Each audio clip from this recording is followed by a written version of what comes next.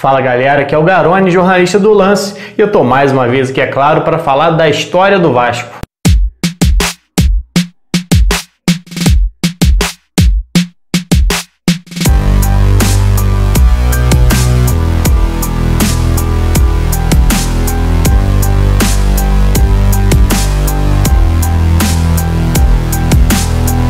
Quando você pensa em artilheiro estrangeiro com a camisa do Vasco, qual é o primeiro nome que vem à sua cabeça? Germancano? Maxi Lopes? Não é o Pinilha, é? A verdade é que a história do Vasco com jogadores estrangeiros é muito mais antiga. Aliás, o primeiro gol da história do Vasco foi marcado por um estrangeiro, Adão Antônio Brandão. Português nascido em Lisboa, Adão foi o autor do gol único do Vasco na derrota por 10-1 para o Paladino no dia 3 de maio de 1916, quando o Vasco fez a sua estreia no futebol. Aliás, o primeiro treinador do Vasco também foi estrangeiro, o uruguaio Ramon Platero, que comandou a equipe dos Camisas Negras no título carioca de 1923, o primeiro do Vasco na primeira divisão do Rio e que marcou uma época dentro do clube. Mas esse vídeo de hoje não é nem para falar do Adão Antônio Brandão e nem para falar do Ramon Platero, é para falar do primeiro grande artilheiro estrangeiro que vestiu a camisa vascaína, Hugo Lamanna. Sabe quem é ele? Eu sei que não, e é por isso que eu tô aqui. Então se inscreve no canal, deixa seu like e se liga nessa história.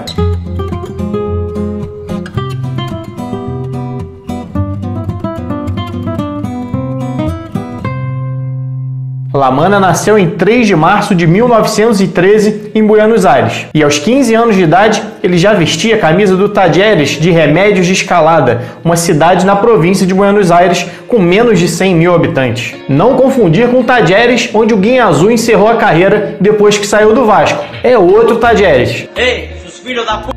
Vamos lá, meu, hein? Isso aqui é o Vascão! Esse Talleres, que não atua mais na primeira divisão argentina, talvez tenha como grande feito na sua história o fato de ter revelado Javier Zanetti, ídolo argentino e da Inter de Milão, que deu seus primeiros passos no futebol como profissional na temporada 92-93, vestindo exatamente a camisa do pequeno clube. Mas muito antes de Zanetti vestir essa camisa, um outro jogador já marcava a época e fazia muitos gols, que era o Hugo Lamanna. Hugo, inclusive, marcou 128 gols em 166 jogos pelos clubes argentinos que ele defendeu. É uma média de quase um gol por jogo, ou 0,8 por partida. Só pelo Talleres, ele é até hoje o maior goleador da história do clube, com 99 gols marcados. Só em 1932 foram 24 gols em 29 partidas, isso atuando por uma equipe que costumava ficar na parte de baixo da tabela. Ele não atuava no Boca, no River Plate, era um pequeno clube e ele mesmo assim conseguia se destacar, sendo inclusive vice-artilheiro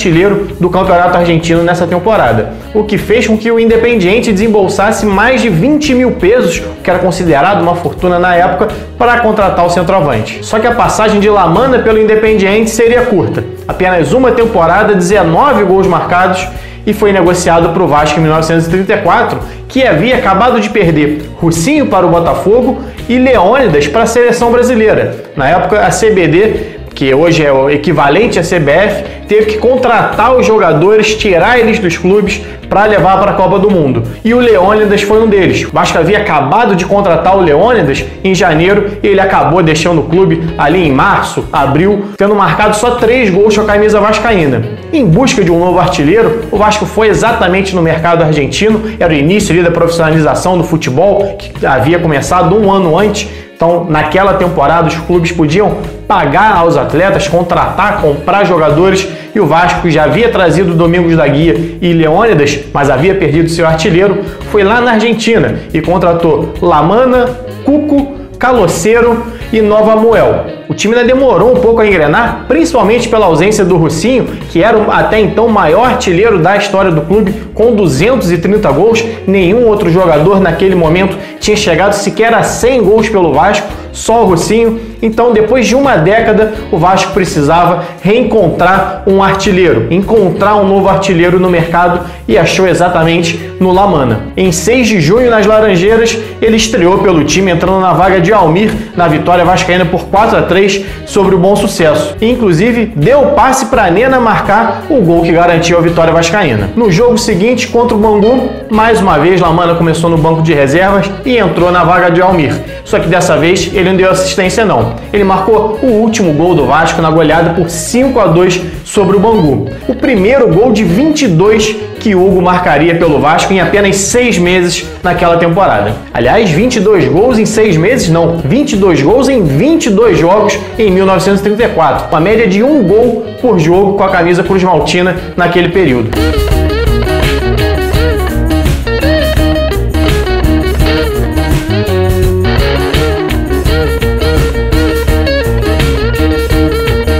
Lamana era, sem dúvida alguma, um grande artilheiro. E uma curiosidade, nas divisões de base ele atuou como zagueiro e chegou a jogar também como volante. Foi virar atacante já como profissional, exatamente pela sua grande capacidade de finalização tanto com os pés quanto de cabeça. Sorte do Vasco. Mas a sua noite memorável de 34 aconteceria em 16 de novembro em São Januário contra o Corinthians. Formando ataque com Nena, Cuco, Nova Moel e Orlando, Hugo Lamana marcou 4 dos 5 gols vascaínos na goleada por 5-0 contra o Corinthians. Até hoje, uma das maiores goleadas da história do confronto. Mas em janeiro de 1935, o Vasco tomaria uma decisão que mudaria o destino do jogador e faria com que o clube perdesse 2 dos seus grandes craques, Domingos da Guia e Lamana. No dia 27 de janeiro, o Vasco recebeu o Boca Juniors em São Januário para um amistoso internacional. Lamana, que já havia sido algoz da equipe em 1928, quando ainda defendia o Tadieres, onde fez o gol único da vitória que encerrou uma vencibilidade de 51 jogos do adversário, era certamente um dos grandes destaques antes do jogo. Artilheiro argentino em terras brasileiras, enfrentando seus compatriotas, ganhou todas as manchetes antes do confronto. E também depois dele. Vasco e Boca fizeram um jogaço em São Januário, 3-3. E adivinha quem marcou os 3 gols do Vasco? Ele mesmo, Hugo Lamana. Inclusive, os seus 3 últimos gols com a camisa do Vasco.